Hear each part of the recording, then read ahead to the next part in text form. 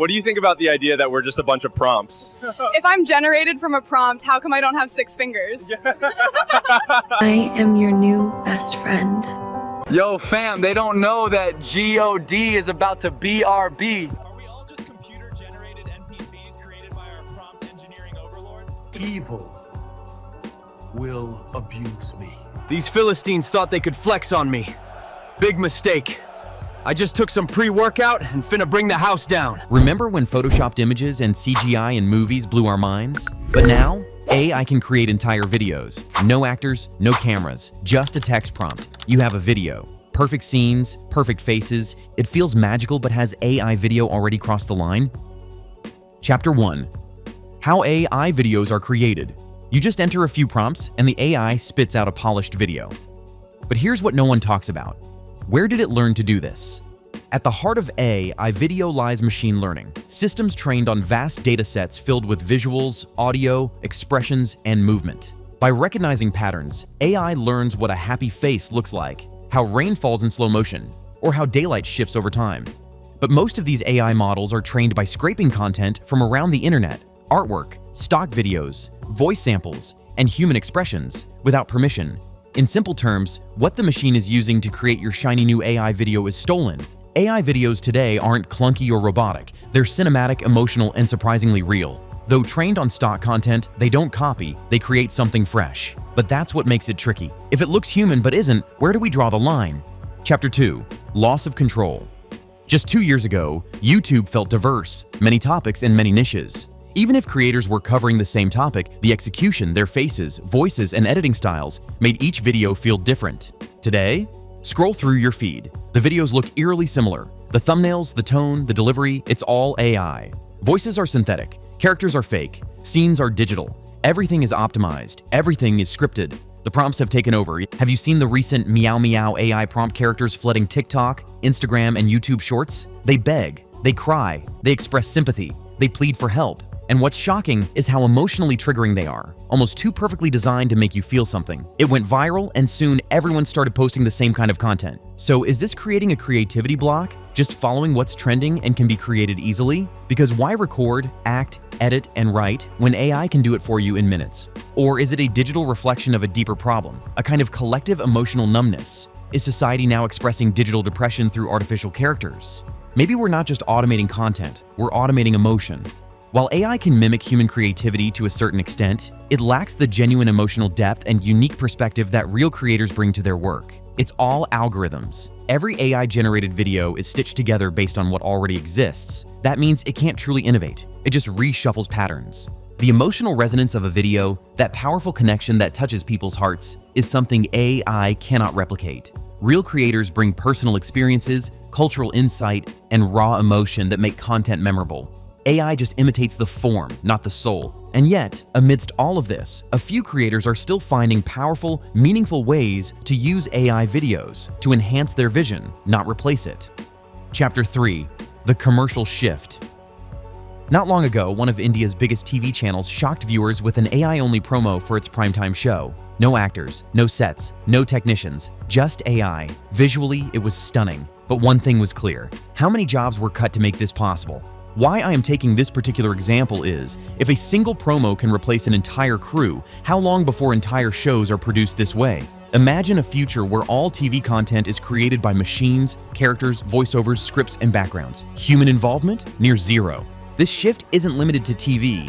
Luxury car giant Volvo recently released a fully AI-generated ad campaign specifically for Saudi Arabia. It was polished, engaging, and, most notably, cost-effective. That's the real driving force behind this wave. Money saved. Big brands are starting to prefer AI because it slashes production costs.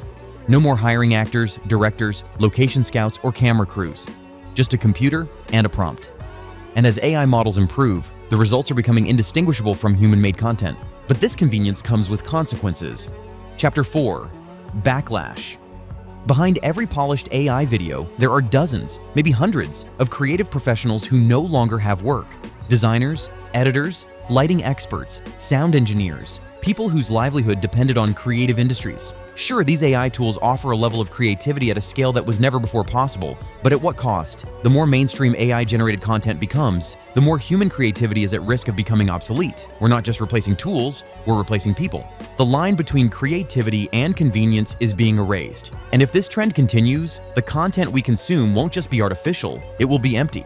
If that all feels like a futuristic concern, buckle up. Because there's an even darker side to AI video that's already creeping into reality.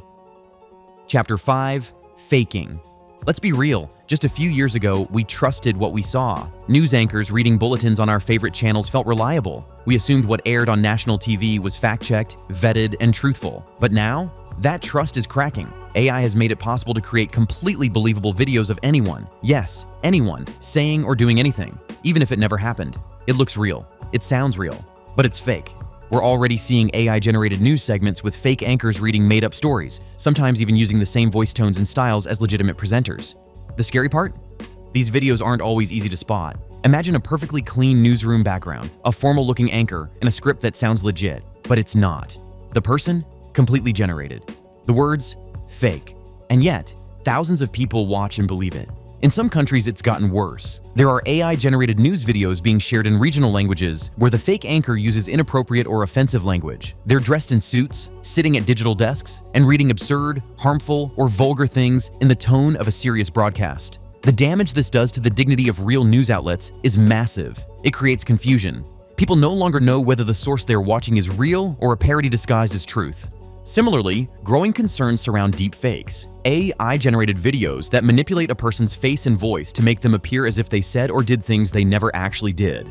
As AI gets more advanced, it's becoming increasingly difficult to tell the difference between real and fake videos. You may never have intended to make a deepfake, but what happens when the AI tool you're using pulls real footage and reshapes someone into your project? This becomes a serious issue for public trust. The whole idea behind video marketing or content creation is to build credibility. But how do we build trust in a world where anyone's face and voice can be hijacked? And worse, what if someone spreads a fake video of a politician, a doctor, or a teacher saying harmful or misleading things? Imagine the panic it could cause. There's another side to this mess too, culture. Chapter 6. Culture. AI video tools are trained on mainstream content, which means they reflect only what's already dominant. That may sound neutral, but it's not. It leaves out minority voices, underground subcultures, and regional perspectives. As AI-generated content grows, it risks flattening out our cultural expression. Everything begins to look and sound the same, safe, familiar, and bland. Real creativity, with all its imperfections and wild originality, might get drowned out. But even with all these concerns, let's not ignore something else that's happening in parallel. People using this very same AI video tech to say powerful, hilarious, and necessary things.